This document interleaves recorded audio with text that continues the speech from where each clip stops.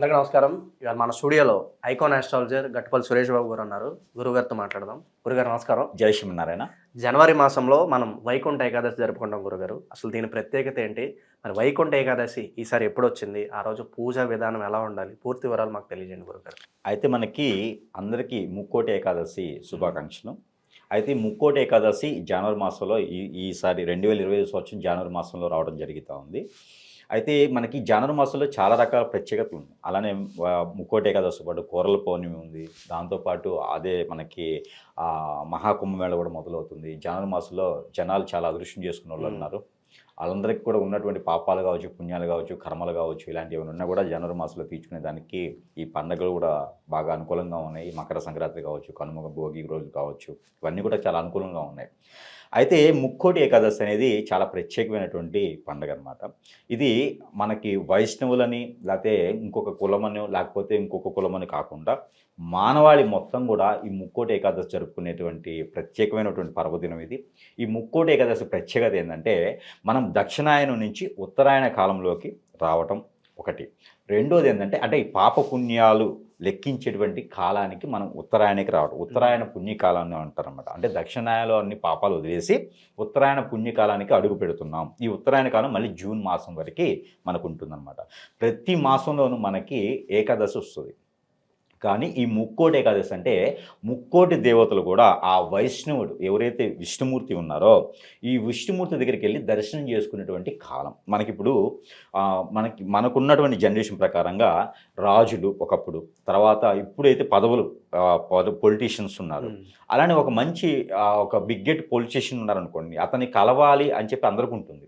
Just దగ్గర నుంచి చూడాలి అని అందరికీ ఉంటుంది. మన వరకే అయితే అలాంటి వ్యక్తి ఒక రోజు ఇస్తారు సమయం. 360 రోజుల్లో ఒక రోజు ఉంటుంది. ఆ రోజుని ఎవరైనా కామన్ మ్యాన్ వెళ్ళేసి కలిసే విధంగా ఉంటుంది. వీళ్ళకి ఒక సాటిస్ఫాక్షన్, నేను అతని వ్యక్తిని చూశాను, ఒక సాటిస్ఫాక్షన్ ఉంటుంది. అలానే వీళ్ళకి ఏమైనా పనులు ఉన్నా కూడా చేసి పెడతాడని ఒక నమ్మకంతో వెళ్తూ ఉంటారు, అభిమానం కొంది.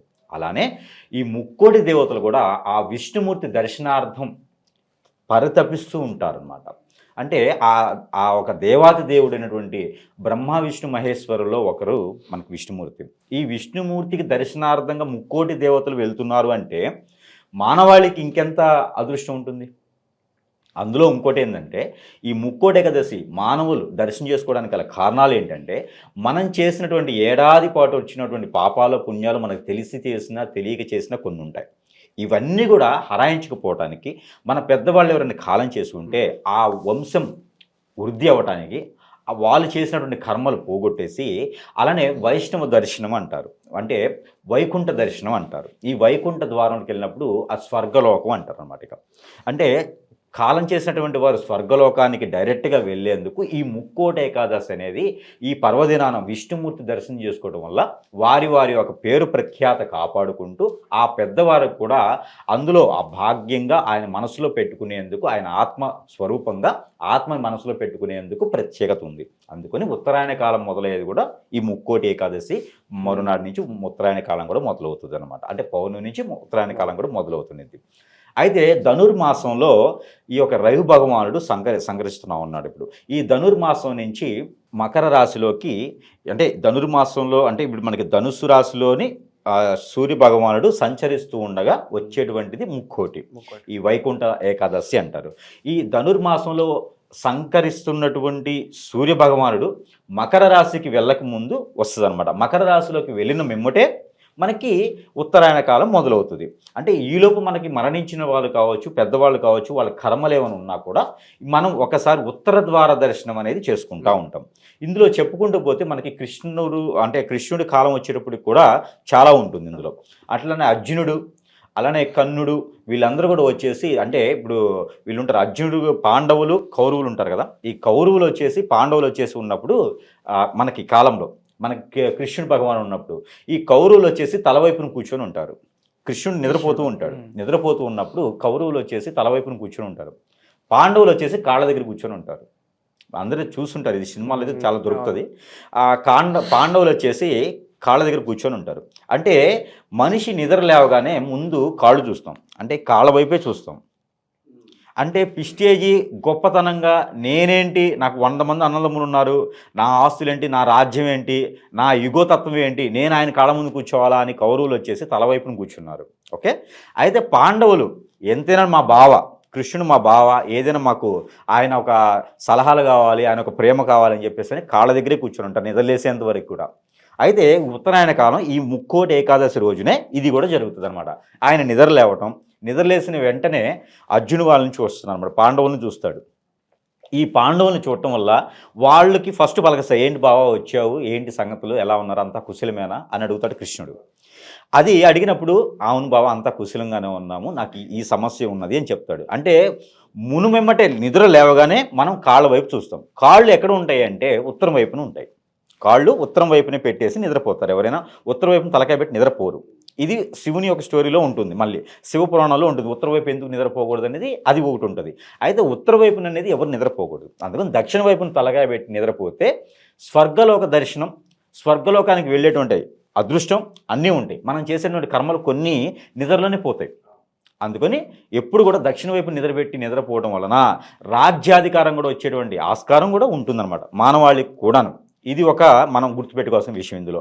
అయితే ఈ ఉత్తర వైపున కాళ్ళు ఉంటాయి కాబట్టి కాళ్ళ వైపున పాండవులు ఉంటారు. లేవగానే ఏంటి బావగారు పలకరిస్తారు. ఆ తర్వాత ఇప్పుడు వీళ్ళు పలకరిస్తారన్నమాట కౌరవులు, బావగారు నేను కూడా వచ్చానండి. అయ్యే నా తల వైపున ఉన్నావు కాబట్టి, నా తల ఎక్కావు కాబట్టి కనిపించలేదు నువ్వు అంటాడు. తల వైపు కూడా కాదు, నా తల మేము కూర్చున్నావు కదా నువ్వు, నాకు కనపడలేదు అంటాడు. అంటే కళ్ళు కూడా తల కిందే ఉంటాయి, తల పైకి ఉండవు కదా, అందుకని నువ్వు తలమే ఉన్నావు, నాకు కనపడలేదు బావా అని చెప్పేసి అంటాడు అనమాట. అంటే ముందుగా ఎవరికి కోరిక వరం ఇస్తాడు, పాండవులకు వరం ఇస్తాడు. అందుకని మనం కూడా ఈ వైకుంఠ ఏకాదశి రోజున, ముక్కోటి ఏకాదశి రోజున, ఇది కొన్ని ప్రాంతీయ ఆచార ప్రకారం కూడా 3 రోజులు చేస్తారు. ముక్కోటి అంటే 3 రోజులు చేస్తారు. ఇందులో ఉత్తర ద్వార దర్శనం చేసుకుంటే గనక వైష్ణవ ఆలయాలు ప్రతి ఆలయంలో ప్రాంతీయ ప్రకారంగా అక్కడ ఉన్న దేవస్థాన వాస్తు ప్రకారంగా ఉత్తర ద్వారం అని ఒకటి ఉంటుంది. తిరుపతి సైతం కూడా ఉత్తర ద్వారం దర్శనమే ఉంటుంది. వైకుంఠంలో ఉత్తర ద్వారంలోనే అతను లేస్తారు కాబట్టి ఉత్తర ద్వార దర్శనం చేసుకోవడం వల్ల మనం 3 కోట్ల ఆ ఏకాదశులు జరుపుకున్నంత పుణ్యం వస్తుంది. 300 కోట్ల ఏకాదశి జరుపుకున్నంత పుణ్యం వస్తుంది. ఆ వెంకటేశ్వర స్వామిని ప్రతిరోజు దర్శనం చేసుకోలేం.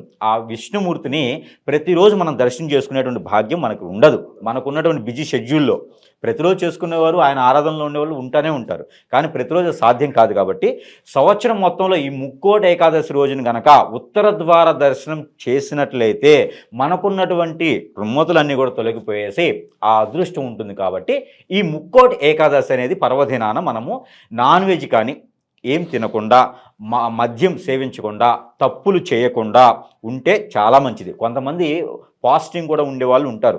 ఓపిక ఉండి పాస్టింగ్ ఉండేసి ఆ రోజున నేల మీద పడుకుంటే, నేల మీద ఒట్టి నేల మీద పడుకోకూడదు, ఏదైనా చేపలు కానీ వేసుకొని నిద్ర అనేది నేల మీద పోయినట్టయితే అదృష్టవంతులని చెప్పుకోవచ్చు. వాళ్ళకి ఏదైనా జరిగినా కూడా ఆ దేవాది దేవుడు విష్ణుమూర్తి ఎవరైతే ఉన్నారో ఆయన సకాలంగా ఆయన కళ్ళతో డైరెక్ట్గా వీళ్ళ మీద అదృష్టాన్ని ఇచ్చేలా ఉంటాడు. కాబట్టి ఖచ్చితంగా ఆ ముక్కోటి ఏకాదశి ప్రత్యేకత అయితే ఇలా ఉంటుందన్నమాట. ఇంకా ముక్కోటి గురించి చెప్పుకుంటూ పోతే చాలా ఉన్నాయి ప్రత్యేకతలు. కానీ ఈ 3 రోజులు చేసేటువంటి పర్వదినాల ముక్కోటి ఏదైతే ఉందో ఇది ప్రతి ఒక్కరూ కులానికి మతానికి అతీతంగా ఎవరి కులానికి లేకపోతే ఎవరి ఇష్టం వచ్చిన దేవునికి వాళ్ళు చేసుకోవచ్చు. కానీ ఈ ముక్కోటి ఏకాదశి రోజు మాత్రము ప్రతి ఒక్కరు కూడా ఆ విష్ణుమూర్తి దర్శనం చేసుకోవడం వలన, ఇక్కడ మనకి దేవుళ్ళు భూగోళంలో చాలామంది ఉన్నారు భూమి మీద, కానీ పైన ఒక్కడే దేవుడు ఉంటారు. అందుకని ఈ ముక్కోటి ఏకాదశి రోజున ఆ 3 ఎవరైతే ముక్కోటి దేవతలు ఉన్నారో వారందరూ కూడా విష్ణుమూర్తి ఆలయాల్లో విష్ణుమూర్తి దగ్గర దర్శనం కోరి ఉంటారు. కాబట్టి ఎక్కడ దేవుడు ఉన్నా కూడా ఆ ప్రభు అయినా అల్లా అయినా అందరూ కూడా విష్ణుమూర్తి దగ్గరే ఉంటారు. ఇక్కడైతే ఉండరు. గుళ్ళు ఇక్కడ ఉంచి అక్కడే ఉంచాయి విగ్రహాలు కాబట్టి ఇక్కడే ఉంటాయి. కానీ అక్కడ ఉండేటువంటి రూపం ఏంటంటే అందరూ విష్ణుమూర్తి దగ్గర ఉంటారు. కాబట్టి మనం కూడా ఆ విష్ణుమూర్తి దర్శనం చేసుకోవడం వలన కలిగేటువంటి పాపపుణ్యాలన్నీ పోయేసి ఆ పుణ్యాలు మాత్రం ఉండేదానికి అదృష్టం ఉంటుంది. పైగా మనకి ముక్కోటి ఏకాదశి ఈ యొక్క సంవత్సరం 2025 సంవత్సరం జనవరి మాసంలో 10వ తేదీన వస్తుంది. ఈ 10వ తేదీన ముక్కోటి ఏకాదశి రోజున రావడం జరుగుతూ ఉంది. అయితే ఇది ఉదయం 3 గంటల 45 నిమిషాల నుంచి మొదలవుతుంది బ్రహ్మిస్థానం అనేది. మనం స్నానం ఆచరించేసి ఫాస్టింగ్ ఉండాలి అంటే కనుక 3 గంటల 45 నిమిషాల తర్వాత స్నానం ఆచరించేసి 7 గంటల సమయం లోపు కనుక స్నానం ఆచరించేసి ఇంట్లో పూజ అన్నీ పూర్తి చేసుకొని ఆ విష్ణుమూర్తికి ఏదైతే వెంకటేశ్వర స్వామి లక్ష్మీదేవితో కూడినటువంటి వెంకటేశ్వర స్వామికి లేదా లక్ష్మీదేవితో కూడినటువంటి కుబేరుడికి లక్ష్మీదేవితో కూడినటువంటి ఏ ఫోటో అయితే మీకు అందుబాటులో విష్ణుమూర్తి ఆలయంలో ఉన్నటువంటి ఫోటోలు లేదా లక్ష్మీ నరసింహస్వామి ఉన్నటువంటి రూపం ఫోటోలు ఆ 10 అవతారాలు ఉన్నటువంటి లక్ష్మీ నరసింహస్వామి ఎవరైతే ఉన్నారో వీళ్ళ ఫోటోలకి ప్రతిమలకి ఎక్కడైనా సరే అభిషేక అర్చన చేయించుకుంటే చాలా మంచిది. తెల్లని పూలతో గనక అర్చన చేసినట్లయితే మరీ మంచిగా జరుగుతుందన్నమాట. మీకు ధనధాన్యాలు అలానే అన్నీ కూడా తొలదూగేలాగా కొత్తగా పంటలు వస్తాయి కాబట్టి ఆ పంటలో నుంచి తీసినటువంటి చక్కెర పొంగలైతే విష్ణుమూర్తికి చాలా ప్రీతి. ఈరోజు అటుకులు బెల్లం కలిపి చేస్తే కనుక ఇంకా ప్రీతి. ఆ స్వామివారికి నైవేద్యం అటుకులు బెల్లం అంటే చాలా ప్రసిద్ధి. ఎందుకంటే ఇంకొక కథ కూడా గుర్తొచ్చింది నాకు, టైం మనకు సరిపోవచ్చు, ఇది ఒక నిమిషంలో చెప్తాను. అయితే మనకి ఈ యొక్క కృష్ణుడు ఉన్నాడు. కృష్ణుడు కుచేలుడు దగ్గరికి వెళ్ళేసి, కుచేలుడు లేని వ్యక్తి, కుచేలుడు కృష్ణుడు ఇద్దరు మంచి స్నేహితులు. అయితే ఈ కుచేలుడు కృష్ణుడి దగ్గరికి వస్తూ అటుకులు తీసుకుని వస్తాడు.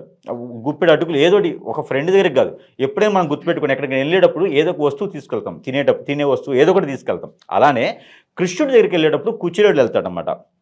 ఈ కుచేలుడు లేని భేదస్థితి, ఈ భేదస్థితి కుచేలుడు విష్ణుమూర్తి దగ్గరికి కృష్ణుడి దగ్గరికి వెళ్ళినప్పుడు అటుకులు తీసుకుని వెళ్తాడు. ఆ అటుకులు ఈయన భుజిస్తాడనమాట. కృష్ణుడు నా కోసం ప్రేమగా తీసుకొచ్చిన అటుకులు భుజించగానే ఈయన ఇంటికి వెళ్ళేటప్పటికి వాళ్ళ ఇంట్లో ఏదైతే లేని స్థితిలో ఉన్నటువంటి కుచేలుడికి అష్టైశ్వర్యాలు కలుగుతాయి. అలాంటి అటుకులు కూడా మనం నైవేద్యం పెట్టడం ద్వారా మన ఇంట్లో కూడా అలాంటి అష్టైశ్వర్యాలు తొలదూగేటువంటి అదృష్టం కూడా ఉంటుంది. కాకపోతే స్వార్థంతో కాదు, ప్రేమతో మనం పెట్టేటువంటి ప్రసాదం ఏదైతే ఉందో నైవేద్యం ప్రేమతో కనుక పెట్టినట్లయితే అష్టైశ్వర్య ప్రాప్తి కలుగుతుంది ఖచ్చితంగా. కావున ఆ రోజున మనము విష్ణుమూర్తి ఆలయంలో కనుక మనము చక్కెర పొంగల్తో పాటు అటుకులు నైవేద్యం, బెల్లం కలిపినటువంటి అటుకులు నైవేద్యం పెడితే కూడా మీకున్నటువంటి ఆ ఒక ఏదైతే శని బాధలు కావచ్చు, నవగ్రహ దోష కావచ్చు, అలానే మీకు ఏదైతే ఆర్థిక స్థితిగతుల్లో ఉన్నారో వాళ్ళందరికీ కూడా బాగుండేదానికి ఉంటుంది. కాబట్టి ఈ 3 రోజుల పాటు 8వ తారీఖు, 9వ తారీఖు, 10వ తారీఖు చేసేటువంటి ముక్కోటి ఏకాదశిలో అందరూ పాల్గొనొచ్చు. ఎవరైనా కుదరనప్పుడు ఆ ముక్కోటి ఏకాదశి ఉత్తర ద్వార దర్శనం ఒక్కరోజే ఉంటుంది, అది 10వ తారీఖు ఉంటుంది. ఉదయం 3 గంటల సమయం 3 గంటల 40 నిమిషాలకి మొదలయ్యేసి సాయంత్రం వరకు కూడా ఉత్తర ద్వార దర్శనం ఉంటుంది. కాబట్టి కొన్ని ప్రాంతాల్లో అయితే 3 రోజులు చేస్తారు, కొన్ని ప్రాంతాల్లో అయితే బ్రహ్మోత్సవాలు చేస్తారు. ఈ 9 రోజుల పాటు నడిచేటువంటి బ్రహ్మోత్సవాలు అన్నింటిలో కూడా పాల్గొంటే ఇంకా మంచి అదృష్టం ఉంటుంది. ఎవరికి నచ్చినటువంటి వారి పద్ధతిలో అన్నీ కుదరకపోతే కనుక ఆ ముక్కోటి ఏకాదశి రోజున ఆ ఉత్తర ద్వార దర్శనం చేసుకుంటే కూడా సరిపోతుంది. ఒక్కటైనా సరే తులసి బెల్లం తీసుకొని ఆ స్వామివారికి సమర్పించినట్టయితే మీకున్నటువంటి ఎలాంటి కోరికనైనా తీర్చేందుకు అనుకూలంగా ఉంటుంది. అలాగా ఆప్యాయతగా ఉంటారు. కాబట్టి ఒక్క తులసి దళమైనా సరే ఆ స్వామివారికి సమర్పిస్తే చాలా మంచిది. అలానే పానకం చేస్తారు. ఈ పానకం కూడా ఇలాచి యాలకులు ఉంటాయి కదా, ఈ యాలకుల పొడి వేసి పానకం చేయడం, మిరియాలు యాలకులు వేసి ఆ స్వామివారికి పానకం చేయడం ద్వారా, ఈ మిరియాలు వేయడానికి కారణం ఏంటంటే మిరియాలకి గాలి చోకినా, దెయ్యాలు పట్టినా, ఇలాంటి ఏదైనా మైండ్ డిస్టర్బ్ మైండ్ ఉన్నా, స్ట్రెస్ ఫీల్ అవుతున్నా, జాబ్ టెన్షన్ ఉన్నా కూడా ఈ మిరియాలు వేయటం ద్వారా, ఇలాచి వేయటం ద్వారా అలాంటి రుమ్మతులు ఏమైనా ఉంటే కూడా తొలగిపోయేదానికి ఆ స్వామివారికి ఇవన్నీ వేసి నైవేద్యం పెట్టడం ద్వారా మనకున్నటువంటి గ్రహరీత్య దోషాలు, ప్రకృతి నుంచి వచ్చే దోషాలు అన్నీ కూడా తొలగిపోయేదానికి 12 రాశి వారు అందరూ కుల మతానికి సంబంధం లేకుండా అందరూ కూడా ఈ యొక్క ముక్కోటి ఏకాదశిని జరుపుకున్నట్లయితే కనుక అందరికీ అదృష్టం అనేది ఉంటుంది. ఆ ఒక ధనధాన్యాలు కూడా తొలదూగుతాయి. ఆ ఒక దేవుని యొక్క కృపా కటాక్ష వీక్షణాలు ఈ యొక్క మానవాళి మీద ఉండేలాగా నేను కోరుకుంటా ఉన్నాను. జై శ్రీమన్నారాయణ.